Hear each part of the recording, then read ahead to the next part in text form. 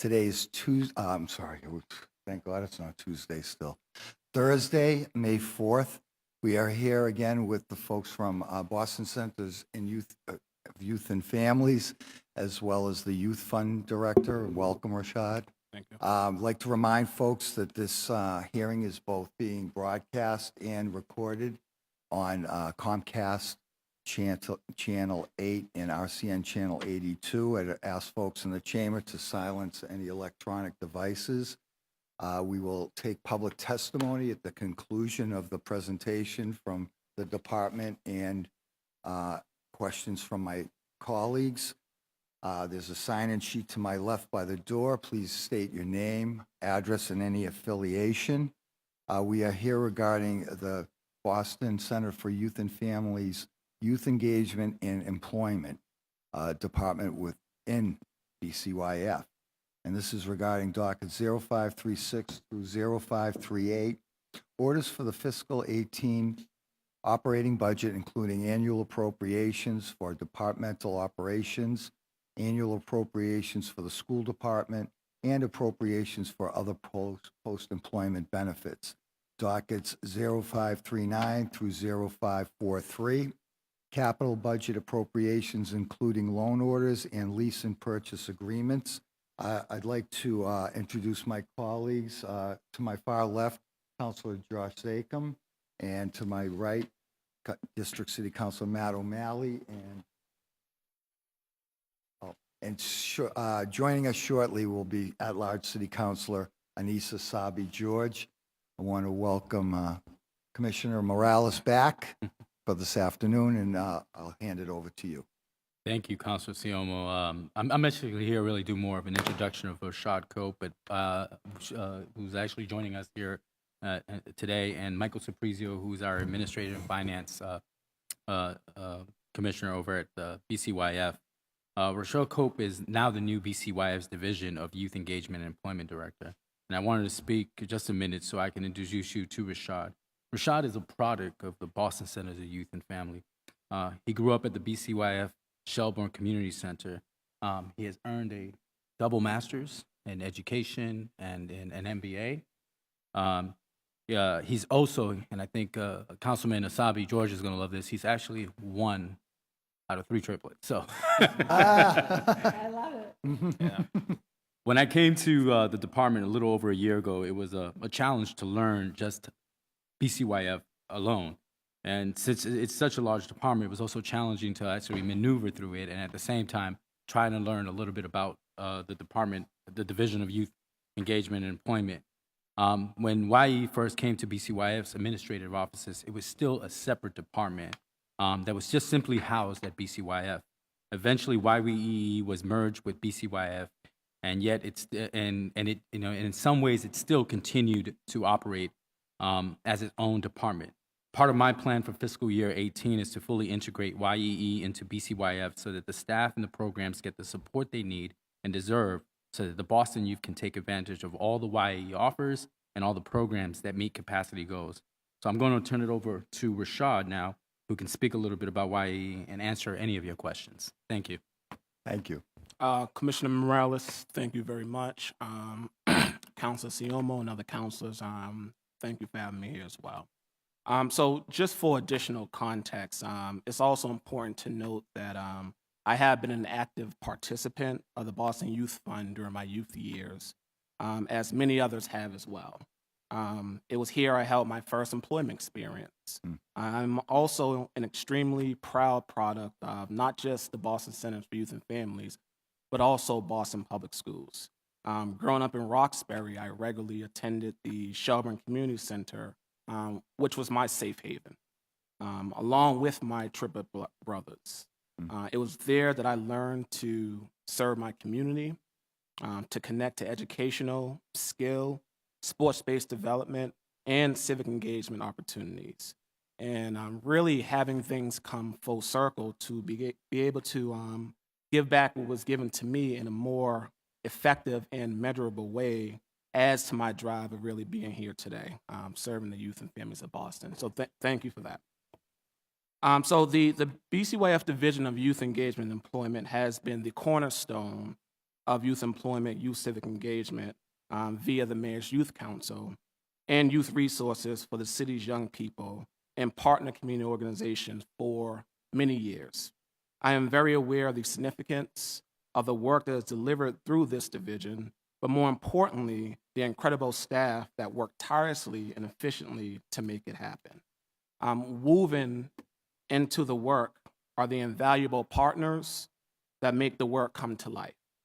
Purposeful collaborations remain at the foundation of our work as we look to enhance, improve, and build upon existing initiatives and explore new ventures as well.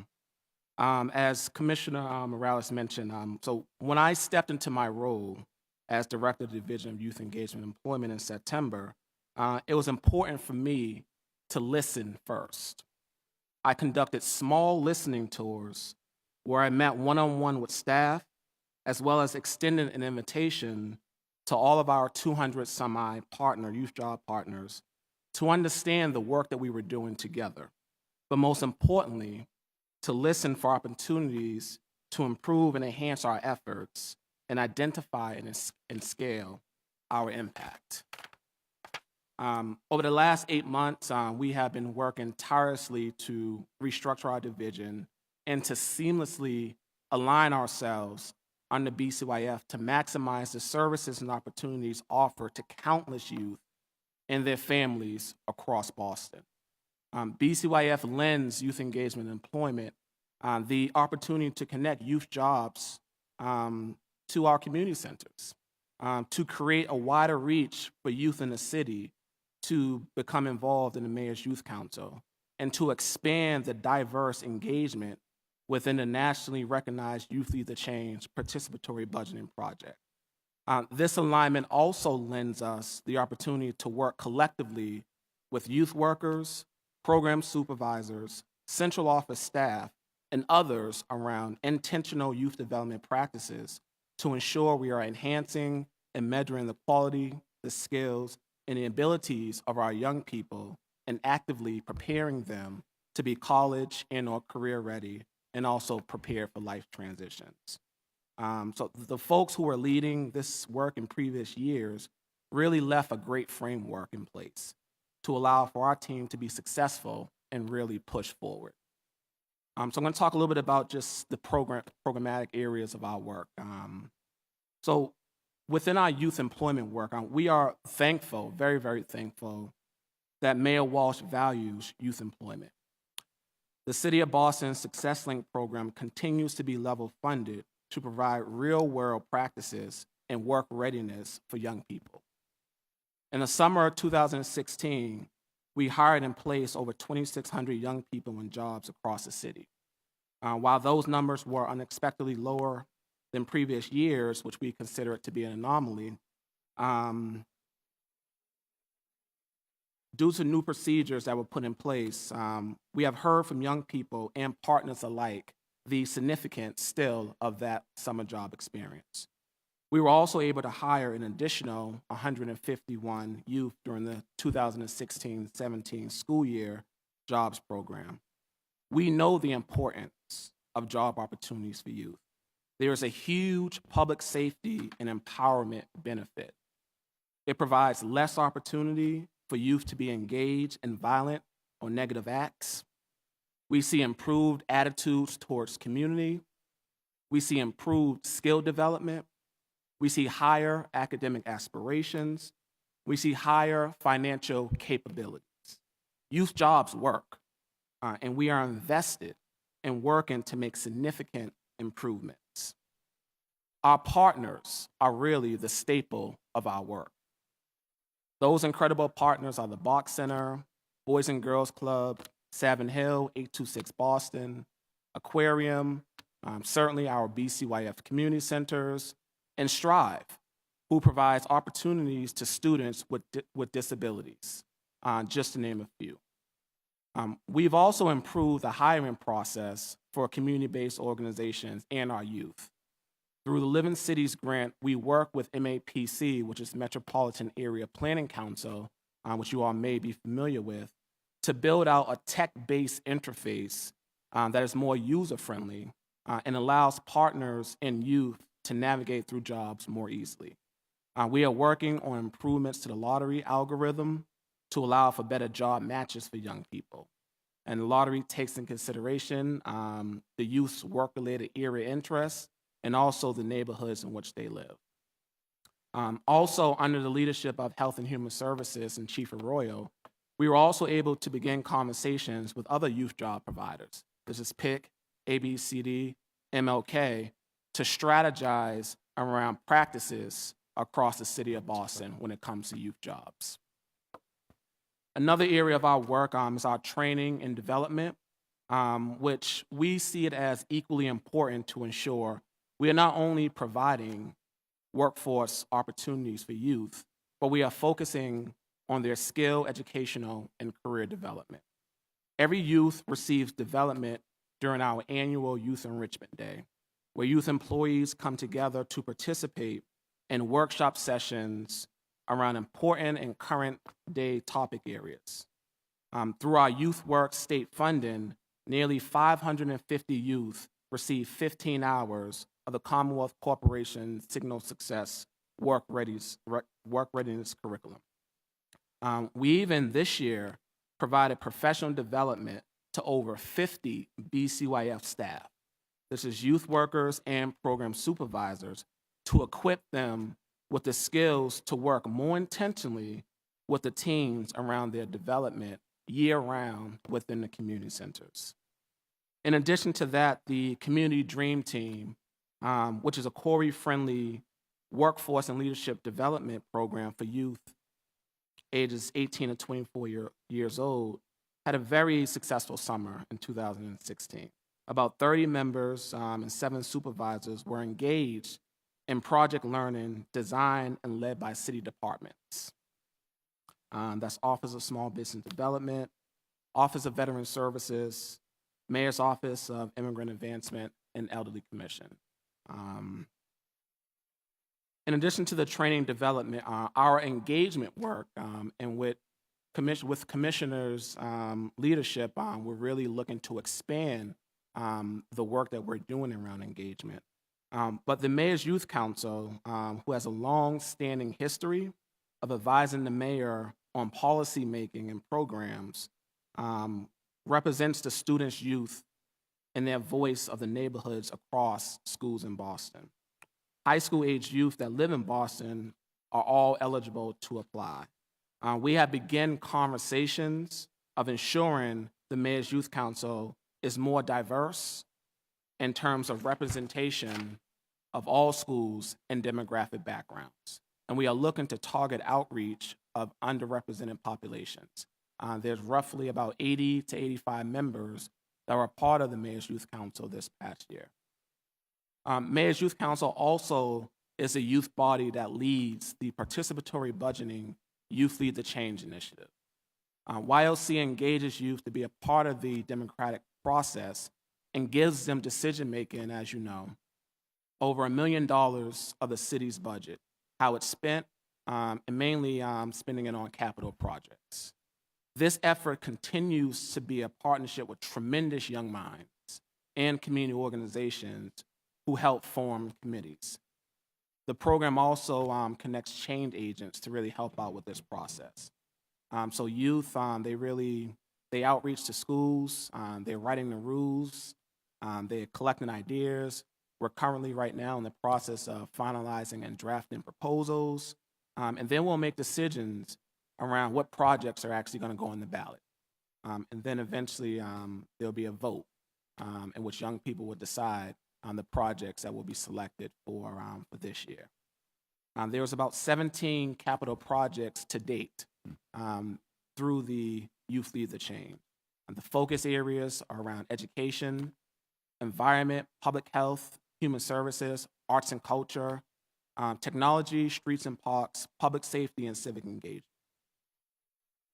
And lastly, the Youth Pass program, which is another initiative that we are responsible for overseeing, is now a permanent program that provides access to MBTA passes for eligible youth ages 12 to 25 who meet state and federal income eligibility, and/or are enrolled in improved education and job training programs.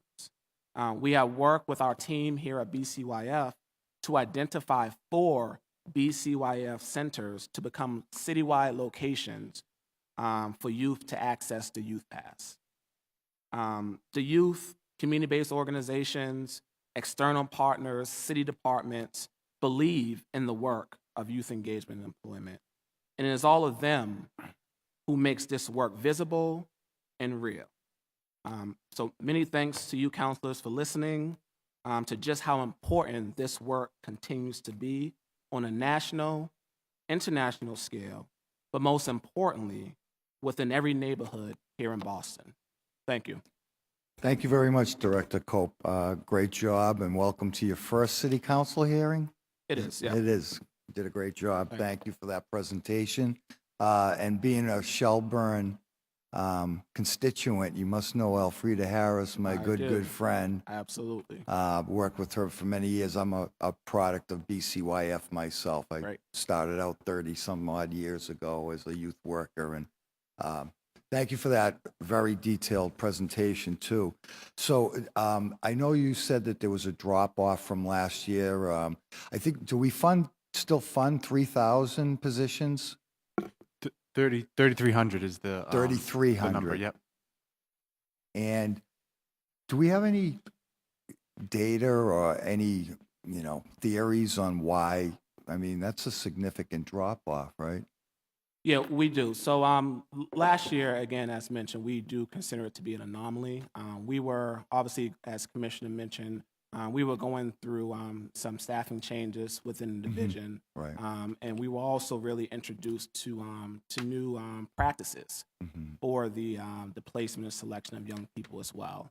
But we've worked really through those. We've identified what those challenges are to really ensure that we are, pretty successful this Right. upcoming summer. Right. Yeah, and Council, just to add to, I think, with Rashad's leadership in place, also, we fully intend on hitting, our target this year, and have taken multiple measures, including, hiring temporary folks, using central office staff, leveraging BCYF to help staff and help make sure that we hit our goal this year. And as Rashad mentioned earlier, we were able to put on an extra 150 plus additional school year employees, more than we've done in the past. So I think we've taken the steps necessary, under Rashad and the commissioner's leadership to make sure that we're not in that position again this year. So with that significant drop off, I'm assuming we didn't expend the allocation. Yeah. So there was a surplus, some of which went towards the additional The school year 150. jobs, and then we Gotcha. used some of the other funds to support other youth costs, including the summer fund grants that we issue to all community-based organizations of around $250,000. So that's been used to cover that, as well as some grants to other youth-serving organizations that BCWF provides. So we use some of that surplus in other ways to support other youth-serving groups. Gotcha. And I know that we have to appropriate more money last year because of the minimum wage. The minimum wage is now set at 11, so the level funding is obviously is accounted for Sure. in the minimum wage. It is. Yeah, I think there's a small increase in the emergency employees just to accommodate for the fact that last year's minimum wage was only from January to June. So yeah. this year it's a full year of that increase. So Gotcha. there's a little bit of a slight increase to accommodate for that. Gotcha. Great. And I know that you talked about partnerships, and that's a huge part of trying to maximize our leverage, right, with businesses. And I know Private Industry Council is a partner. Do we still get the Hancock positions too? Yeah. The summer scholars? Yes, Yeah. we do. How many of those positions is it level funded again, or are they? Council, I Donate. think we can get you those numbers. So we're MLK Scholars, PIC and ABCD, and Youth Engagement Employment are all a part of the mayor's Summer Jobs Initiative. Right. So we can work with them to really get those numbers, so we can connect with folks here to make sure we get the And accurate numbers for you. We can get it back because normally Okay. JFK scholars actually Right. give us an allotment too of numbers, Right. and so And we end up doing the dream team. Right? I know with our partnerships throughout the years that, asking our private partners too, the corporations in the city, do we have any sense of what we can count on for the contributions of private industry aside from the council? Yeah, I think again, that is all ran through PIC. Yeah. We can connect with PIC and Neil Sullivan to get those numbers as well. I think last summer they employed roughly about 3,000 or so young people. Right. But we're not sure exactly what that looks like this year. And we're talking again, just for the viewing audience, 15 to 17 is the age for the youth fund, correct? So our program is 15 years old to 18 years old. 18. Correct. Thank you for correcting me. Let me recognize that we've been joined as well by District City Councilor Andrea Campbell, and let me now recognize Councilor Matt O'Malley. Thank you, Mr. Chairman, and good afternoon again, gentlemen. Mike Will, great to be with you again. Rashad, nice to meet you through this formal setting. I appreciate your remarks, and it's great to see, a local guy done good. So you are proof positive of the importance of BCYF, and congratulations on your new position. It's great to be working with you. Thank you. Were you a red shirt by any chance when you were I younger? was not a red shirt. You're probably too young to be a red shirt, Oh, actually. no. Red shirt was around, Yeah. but I refused to take a job outside. There you go. So I worked indoors. That's all I wanted to do. So I wasn't. I definitely have some years on you. I wasn't a red shirt either. I worked in what is now Councilor Campbell's office. When I was a teen, I was an intern for a former city councilor at large, and it was a great experience. Yeah. But I bring up the red shirts because 2 weeks ago, Councilors McCarthy and Councilor McCarthy was a red shirt, as was Councilor Jackson, as was. Were you a red shirt? Yeah. Oh, sorry, Supervisor. Well, too. supervisor, that's right. And Councilor Baker, I think. So a quorum of the councilors were red shirts. I and Councilor McCarthy, and I believe every colleague has signed on, would like to see that program come back. And I'm not looking to reinvent the wheel, and I'm not looking to spring this on you. We haven't even held our hearing yet, but I wanted to specifically ask about it because I see a real opportunity not only with the Parks Department, but with DPW as well, in terms of some real sort of voc tech work, some meaningful work that would allow young people the opportunity to make a couple extra bucks, to learn a good trade, and rather than just focusing on cleaning up parks or playgrounds or whatever, have some sort of a larger component that could lead perhaps to a career in landscaping, that could lead to a career in city planning, that could lead to a career in botany or horticultural work. So we will be hopefully having a hearing soon once we get through the budget a little bit. So we'll love to have you back on that. But Sure. I'm just curious if of the city-run sort of jobs through Success Link, do we have any current established roles within the Parks Department or DPW that's similar to what the Red Shirts program was? So, and Commissioner Morales can speak a little bit more to the thinking around the red shirts. But with the Parks Department, we allocate about 200 jobs to the Parks Department, and they determine exactly, where those jobs are filtered at across the city, and exactly the scope of work that the young people are doing within those jobs. Okay, I mean, Commissioner, any thoughts on you and I have talked about a lot. We haven't discussed this about some thoughts. Councilor McCarthy and I are looking at reinstating the red shirts. Thoughts you may have, or Michael, if you want to I'd jump be in. interested in a hearing, you know what I mean? But I think that when I think about the red shirts and when you heard Rashad's statement, when he clearly states saying, I didn't want to do the outside job, Yeah. right? The one thing that we're also trying to do is to make sure that we can prepare our young people to be the future workforce.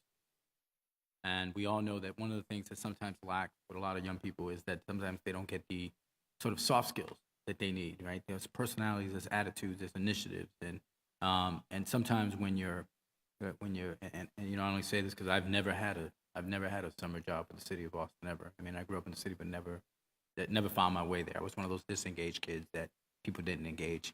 But the thing is I care more about seeing how do we create some meaningful experiences where the kid can a light bulb goes off and says, I can see myself doing something a little bit more.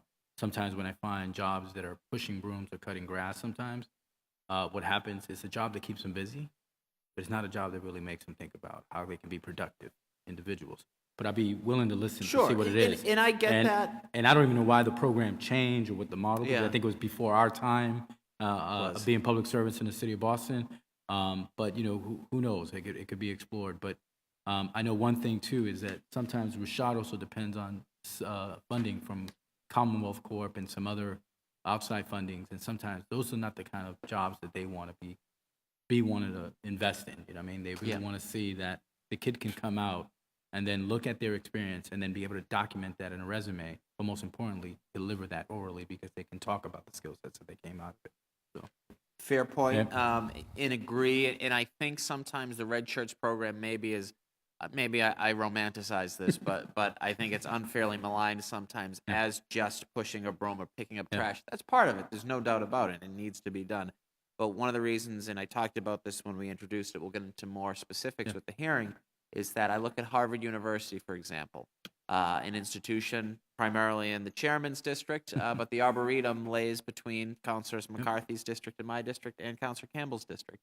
That's a city park that's run and managed by Harvard University. At 1300 Center Street, we have this remarkable greenhouse working laboratory. So when I talk about Red Shirts 2.0, I talk about building these partnerships with institutions like Harvard, coming up with some sort of a better, worthwhile experience, recognizing that sometimes pushing a broom and cleaning up trash is part of a job that we all need to do or have to do at some point. But really, I think there's an opportunity here to make it more meaningful and worthwhile, allow for leading to perhaps a career or an educational track. And then the second piece was, and I was delighted you talked about how you guys were able to fund an additional 150 school year positions.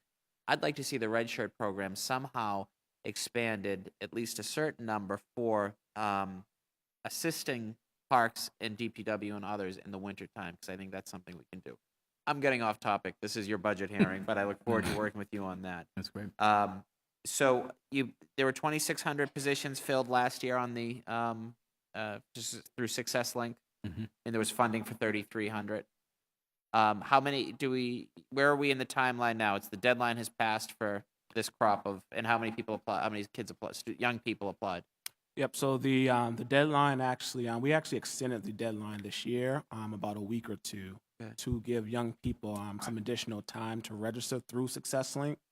We are roughly over 6,000 applicants for this year's SuccessLink program, and we have about 1,400 applicants who have already been chosen or accepted jobs through our partner organizations.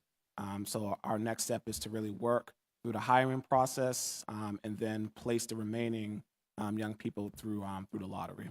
So of those 6,000, we've budgeted for how many positions? 3,300. 3,300 again. Correct. And then will the remaining 2,700, do you think we'll be able to find them positions with other partner organizations? It could be a combination. It could be, I mean, kids not only apply to the Division of Youth Employment Engagement, they also apply to PIC and they apply to ABCD. Sure. So it could be that, you know, they'll fall into one of those pockets. Sometimes you have kids who actually apply because parents are still a little not knowing what their summer's going to be. And there's been times of a kid accepts a position, but next thing you know, we find out they're in Puerto Rico for the summer. Yeah. And so those things tend to happen as a reality. I mean, and when Rashad mentioned earlier under the leadership of Chief Arroyo bringing us together to kind of talk about that, it's so that we can identify those kids early, because then we can actually move in to find that kid who's been waiting on the list, you know what I mean, to move them up a little bit quicker. So those are sort of the complexities and the scenarios that kind of present themselves. But we know that out of that 6,000 bunch, we probably have a good number that have applied to some of the other large partners as well. And if there's a returning young person, is there any weight added to his or her application? For example, if someone made a good experience at the Curtis Hall Community Center and would like to return to that location, can they request that, or are they given special? Well, and it's the same thing, and it's really Chief Arroyo did a great thing this year about sitting down and looking how the lottery system is set up. I think prior years we had this sort of 60-40 split. We went 50-50 so that this way we can give our partners a 10% opportunity to increase have more of a selection. So when young people develop these relationships with some of these organizations, BCYF, the WISE, Boys and Girls Club, or whatever the situation may be, that we hope that those relationships continue to stay alive after their summer work experience. Normally now that we've given organizations the opportunity that if they keep the lines of connections and communication happening, and that young person is showing an intent that they want to return back, then hopefully then what they do, they'll actually get selected by one of those organizations. Good. So their work will speak for themselves about getting them back for the following year. That's great. And then finally, so how confident are you that every young person that applies for a job through SuccessLink will be placed either through BCYF, PIC, some of the other partner organizations? I would say that we're fairly confident. And if it's not a job, there are internship opportunities, there's volunteer opportunities. There are a number of opportunities across the city of Boston for our young people. So if we're not able to hire young people, we're able to connect them definitely to programming and opportunities that's happening at our centers as well. Well said and well done, gentlemen. Thank you. Thank you. Councilor Sabi George. Thank you. And thank you all for being here again today. Rashad, very nice to meet you. You as My well. boys turned 11 yesterday. So Commissioner, did you say double masters? Yes. Yeah, double masters. Be nice. I'm looking for triple masters, but Yeah. just at least one for each of them. That's right. If they want to go for two, that's okay too. I think Rashad's going to work on the third so he can balance it out for all Okay, his all brothers. right. That's actually real. That was the thinking behind at least the two. Yeah, I have one that plays other sports just because he doesn't want to do something with his brothers. Yeah. And the second one of the other one says, well, I think I'm going to try that. Like the one guy picked up lacrosse and the other two started talking, but he goes, I will quit if they start playing with me. We we did everything together. So. Well, thank you for being here. I want to just really commend you on the work of the Mayor's Youth Council. My niece is she's a senior now in high school. This is her last year, I believe, on the Mayor's Youth Council. She got onto that long before I got into politics. So she shared a lot of things with me, especially about the participatory budget process that they're involved in. And I am curious about the kids seeing some realization of their investments that they make with the $1 million. Because as it goes, as we know, things that end up in the capital budget often take a while to come to fruition. You talk about some of the things that the kids have asked for and voted on, and then the reality of those actions. Sure. So there are a number of projects that have already been completed through the Participatory Budgeting and Youth Leader Change Initiative. There are about 4 projects that are actually in progress. Those projects are projects that were voted and selected last year. So that's a job and resource finder app in which we are really, having multiple conversations to ensure that that app can be sustained. And also, that it connects is integrated into systems so it can update information through the centers. It can, update, new job opportunities for young people. But that's something that the young people were really, really excited about. We do live in a tech-savvy world, so having applications, especially when it comes to jobs and resources, is something that young people are really, really excited about. Digital billboards in schools. Boston Public Schools are moving forward with putting digital billboards in a number of their schools through the Youth Lead the Change initiative. These billboards will populate with resources and opportunities and things that are happening within those particular schools. So that's also something that the young people was excited and actually voted on. And then there's trash cans, recycling bins, and things of that sort. There's about 2 proposals that are on this year's docket that we're actually really, really excited about.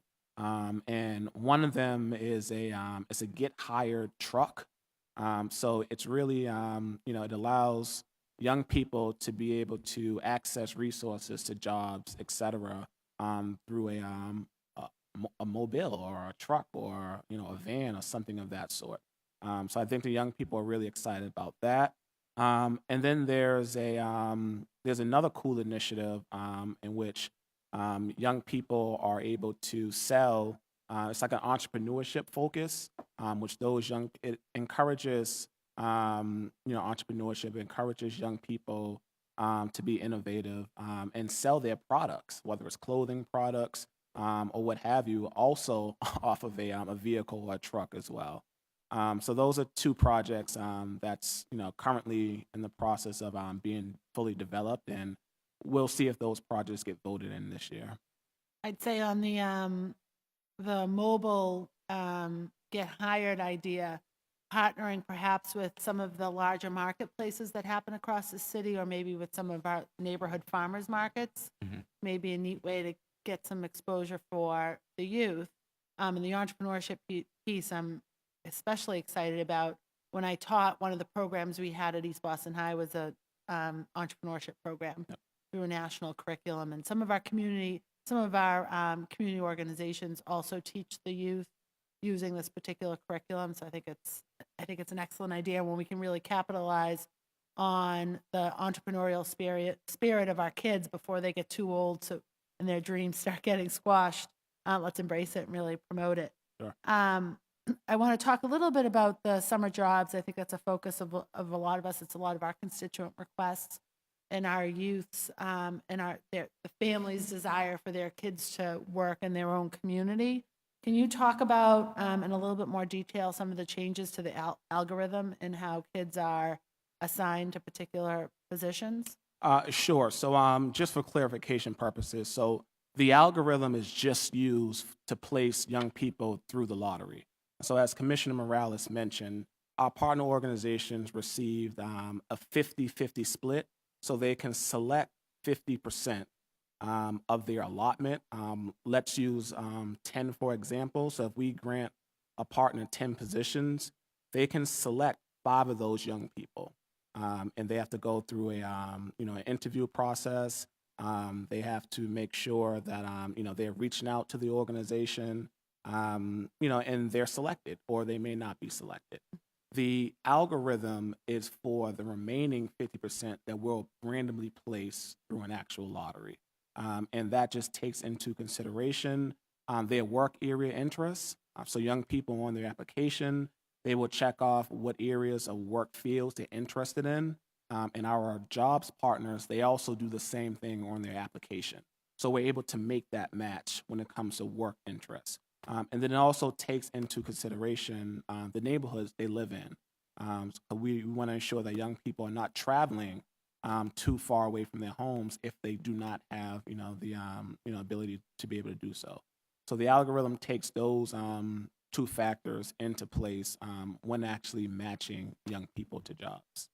And then if we're having fewer kids available for the summer jobs, how are we working that with our partners in particular? Because it's important to keep our partnerships happy, and if they're offering so many positions that we're filling them.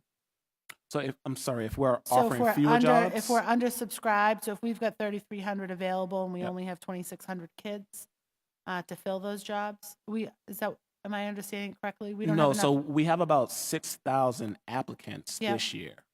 6,000 applicants for 3,300 jobs. And so what happened last year? We didn't. Right. So So again, last year we had too few, and this year we're going to have too No, many. last year was that new operating systems were put in place, and the way we process and onboard people went more electronically, and so it was for us. It was a shift and a change from an old process that we had, and at the time, it's one of those things until it really goes through the test, you just don't know where the hiccups are. All right, And so we'll be good this year. Yeah, so I guess. Okay. we'll definitely be good So because all we've of done our a lot. positions will be Yep. filled. We Yeah, want to yep. satisfy, especially our partners Yeah. that are investing in Yep. this program. Yeah. And then your Youth Enrichment Day, I know last year your goal was 50% participation, and this year is 75%. Did you reach the goal last year, 50%? And why is it seems low to me. What are the barriers to getting kids to participate? sure. You want to speak to that, Commissioner? This is the Youth Participation Day. Yeah. So you had a goal last the- year of 50% for kids to participate in that one-day activity. I'm just curious whether we reached that goal, and what the barriers are to getting kids engaged. To get kids engaged at Youth Enrichment Day? Yeah. Okay. I think part of it was because of the way the new system was, the way we communicated to kids. I think didn't allow us to fully communicate that out to them, and Okay. and so I think that was one of the barriers that we had that I think we addressed this year, and made it successful. I think we still had a good turnout last year of almost close to 2,000 something plus kids, And then the thing is that we did YAD on a day that it was the first week of some programs starting. So Oh. we made also exceptions to certain sites because those are the They kids. need the kids. Those kids are in staff Yeah. and ratio. Yep. So what Yep. they did was sort of in a 50% model, they sent kids who might be new that can really benefit from that experience, Mm-hmm. and they allowed them to keep the kids who are already experienced in that workplace to hang back. So, Right. but I think that this year, with the fact that we've communicated it early, we've been working with our partners much earlier around the process, and bringing our partners also involved in YAD so that they could be facilitators, supporters, guides, and so forth. I think we're going to actually make sure that YAD be a successful and reach No, it. that's great. And I don't know whether or not thinking about scheduling it at the end of the summer, when most employment maybe has ended, to get those kids to re-engage and share their experiences. Yeah, this year we've also included the registration process for Youth Enrichment Day as a part of the hiring for the young person as well. So I think last year they weren't required to register when they were actually getting hired, but this year it's one of the onboarding tasks for them to complete before they're actually hired for a job. So we definitely would think that will help increase the percentage of young people who will be attending as well. Excellent. This is great. Thank you Okay. very much, All right. Chair. Thank you. Councilor Campbell. Thank you, Councilor Siamo. And thank you guys for being here today. Obviously, Commissioner and Deputy Commissioner Michael, I saw you guys earlier. Rashad, welcome. Thank you. So happy you're in this position, in this role. And very happy with the outreach you've already done. I know my team was so happy to see you in the role, and you hit the ground running. And so I just have a couple of questions. Given all the work that you have to do right now, is it just you in your department? No, so we have myself, we have Deron Jackson, who is our Youth Employment and Development Manager, and then we have Lavelle Parkman, who is our Operations Manager. And then we are currently in a process of filling, we actually have second round interviews for 2 of our positions actually tomorrow. So we'll be looking to fill those positions very, very quickly.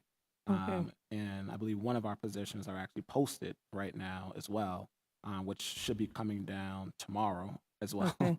So you have 3, so the total of 3 of you right now. Correct. Permanent, and then expecting to fill some more roles, because I know it's not an easy job doing outreach, getting folks to apply, follow up, I imagine, Correct. with young people who have to do applications, did something inaccurately. Correct. Because we want to make sure that you have the support that you need. Yeah, and again, and I think Mike had mentioned this as well. You know, we have the entire Department of Boston Centers for Youth and Families that has really been supporting us over the last number of months as well. So I think that with that structure in place and with the commissioner kind of really just pushing to make sure this alignment is as strong as it should be, Wonderful. the support is is definitely there. Go ahead, Commissioner. Integration Thank is you. going to be a big piece of a lot of the work we did. So if you come next week, you'll see me down there 7 to 10 at night processing kids. So Which is just to make great. sure that we reach that goal of 3,300. And thanks for explaining where the sort of the surplus goes, because I didn't know that until this hearing, so that's very helpful. A quick question on sort of the demographics. So obviously the programs serve 15 to 18-year-olds. What's the demographics in the city of Boston in terms of the number of youth that fall within that range? Do we know that data? Yeah, so I do not know that data, but I can definitely just look into that and make sure that we're able to share that. Because I'm always curious, the percentage of young people in the city of Boston. There are some who obviously are very interested in, of course, getting a job, Yeah. doing something over the summer, some summer program in particular, something all year round. And usually those are the students or the young people who have active parents, teachers, mentors, some adult in their life, or maybe even a close friend saying, won't you go get a job? This is how I got my job. But I'm curious how many young people we don't reach who aren't interested in programming, and what the barriers might be for those young people. I mean, you may know some of that now. I'd love to hear what some of the barriers may be, because I imagine with the population of young people in our city, there's a gap of young people who don't come to our community centers, who don't seek out opportunities, jobs, resources, for whatever reason. Yeah, and I think, Counselor, it's pretty much exactly what you said. You know, we have young people that, you know, may not connect to resources and opportunities primarily because, you know, they're not aware of them. And they don't really have the advocacy or the support to be able to do so. So I spoke a little bit earlier about us really beginning to focus more on engagement. And that engagement will be of that, you know, underrepresented and that disconnected population. So we are looking to put strategies in place to really make sure that we're finding out who those young people are. We're finding out what services are available to those young people, and then we're connecting those young people, whether it be our community centers to our jobs programs, or whether it be really just, you know, the creation of new opportunities and programs for those young people. Yep. And Counselor, And I apologize for missing, I got pulled into a meeting, but and this just, is all online. Yep. And just to add, Counselor, one of the things that we also did too is that we know that I always look at our street workers program. I mean, if I'm sitting here today, it's because it was a street worker who came to my life at a time that I was transitioning back to my community from a very dark environment. So I always honor his presence in my life. And so the street workers are very important to me. But we've also utilized the street workers to find those kids too, who are sometimes hanging out on a stoop, who are in front of that pizza shop, who sometimes don't have that connection, and we've utilized them as well. And some of the outreach tactics changed this year too. I mean, Office of HHS, especially Joy DePino, who's here, came up with an idea. Let's go into the school cafeterias, and let's plot ourselves in there, and let's start talking to the kids, because sometimes that's all it needs. It's just somebody to be there to kind of tell them that this is a wonderful opportunity. It isn't a monstrous process, you know what I mean? And that you can do it and be a part of it. And I think that what you're going to find is that Rashad, as he's come on board, we have been reworking certain positions so that we look at making sure that every position has a level of engagement, responsibility tied to it. It's the same thing I'm asking of the BCYF staff and team, is how we're going to be better engagers in our community, because you know, when I look at our street workers and I look at some of the stuff that we do, they are our centers without walls. And we have to utilize them to do more of that work and find those kids who don't always come to a center, because I was one of those kids that never made it to a BCYF center. And I mean, I think about just when we see incidents of violence throughout the city, right? And it happens everywhere. If they're gang-involved youth, or if they're just frankly a young person who just is angry and doesn't care about themselves, of course they're not going to care about others, how you engage those young people in particular into certain type of certain efforts that we're doing. There's certain programs I think work well for a certain type of youth, and then there are others that don't. And so I really think critically, how do we get involved with either organizations that do this well externally, or bringing folks into our fold who have the ability to develop programming like this. I mean, street workers, fantastic. They're on the ground, identifying these young people, having conversations with them. They often know their history, they build the trust, but they're not able to sort of create a program, right, for these young people to consistently attend and be a part of. So I'm always thinking about that. So it's great to hear about some of these barriers, but it's also great to hear about the outreach work that you guys are doing. And I agree with you, Rashad. Engagement is key. I mean, sort of being proactive and looking for them versus us waiting for them to find us is essential.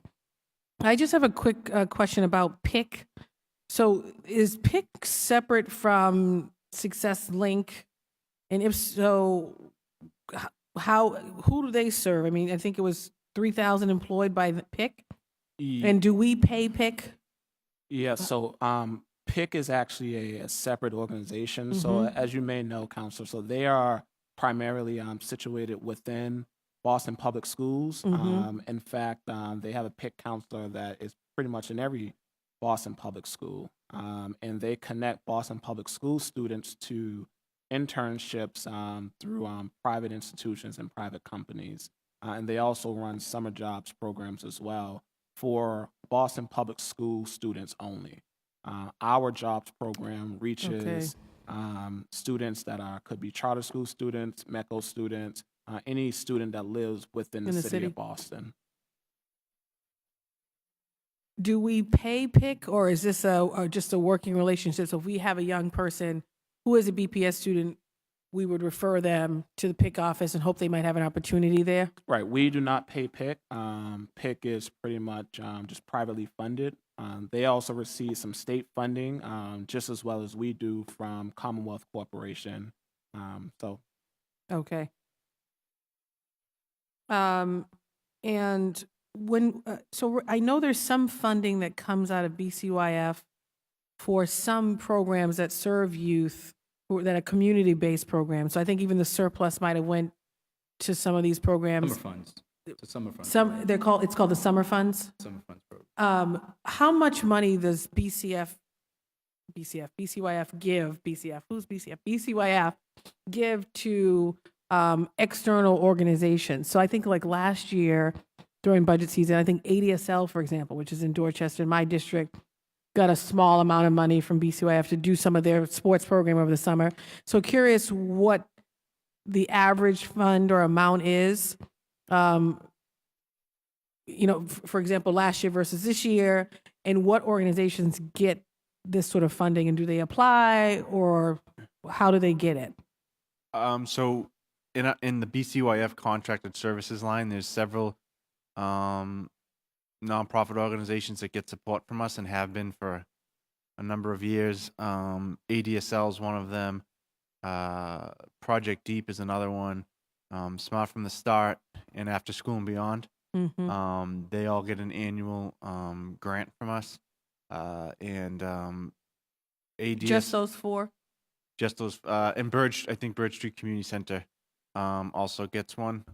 And they range, I think Bird Street was allotted $10,000. ADSL and Project Deep are around $34,000 a piece. 34,000 Yeah, each each.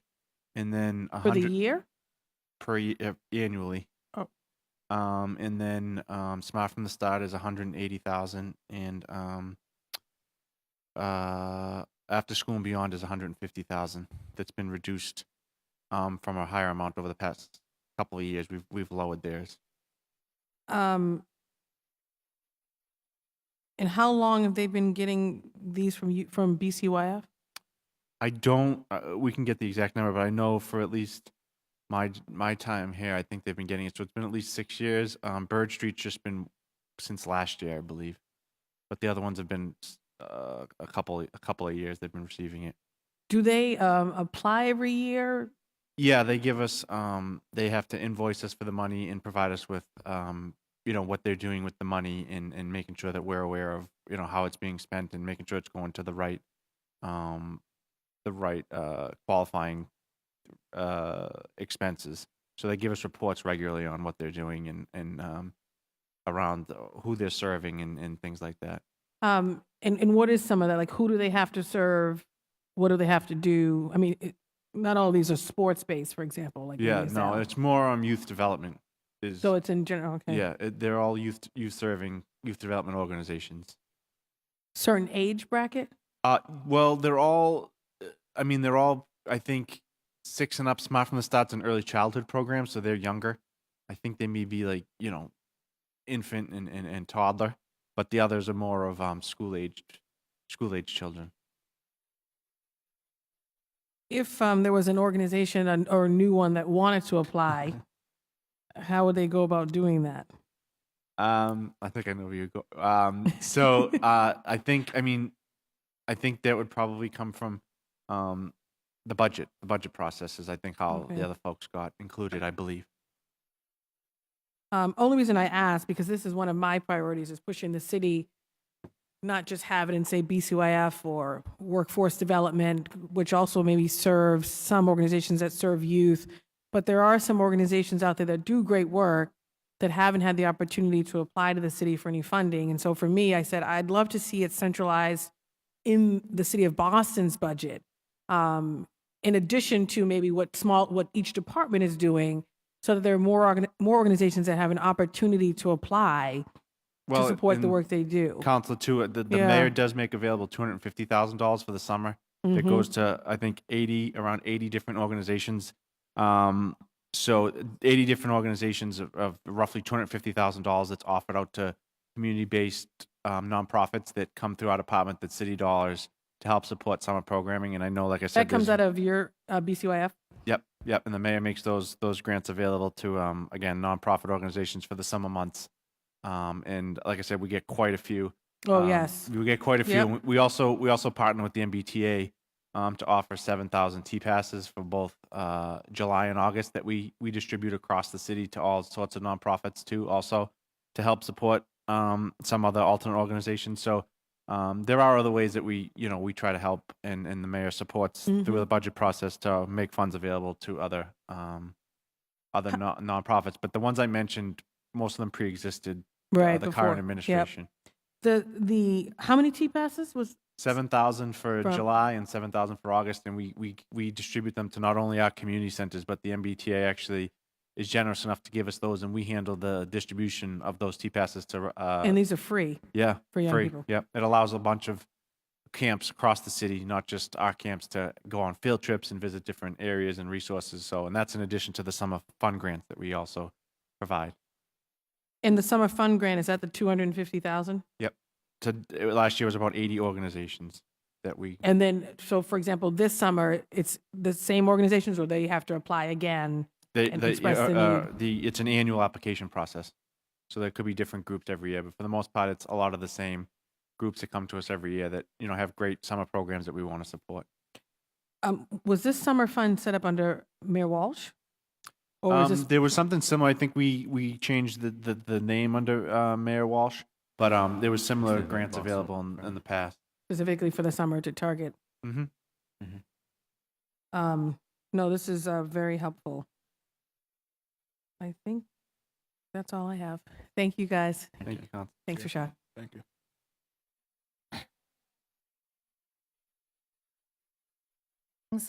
What is this settlement funds line? Because we have a zero appropriation for 17, and then for FY 18, it'll be 313,000? I'm pretty sure that was a fund that was available through a settlement that has been spent down. That we used to support. The youth fund and DYEE, but I believe over the years it's been spent down. But it looks like it's going to be an appropriation for this coming year. An additional 313. That may be the amount that's remaining. Like I said, it's been getting spent down, I believe. But we could definitely get you more information on that. But I'm pretty sure that may be the amount that's remaining in that fund. It wasn't something that was growing. It was a set amount that was being spent down Okay. over the No, years. just zero last year, 313 for this coming year. So just curious about that. Because if you don't have it, that's will be a significant change in the budget. So if you just take a look at that, that's the only thing that caught my eye on your comparing FY 17 to 18.